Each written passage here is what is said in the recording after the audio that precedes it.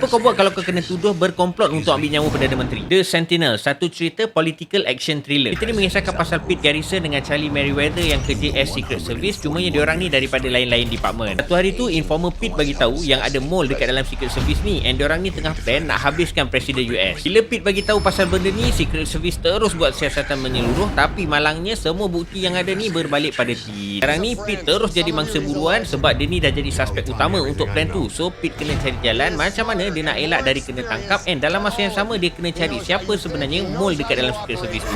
Cerita lama-lama memang best gila layan. Diorang ni tak ada guna pun efek gempak-gempak, tapi diorang punya jalan cerita tu memang solid. Ni salah satu ceritanya. In fact dekat dalam cerita ni ada satu scene kau boleh nampak lah betapa fake-nya dia punya efek letupan tu, tapi still cerita ni best gila layan. Untuk action cerita ni pada aku not bad, and untuk pacing cerita ni pada aku dia agak tight. Means dia tak ada plot yang melirit nak buang masa. Kalau korang nak cari cerita yang tak terlalu lama, tak terlalu baru, cerita ni korang boleh layan, ada dekat Disney Plus.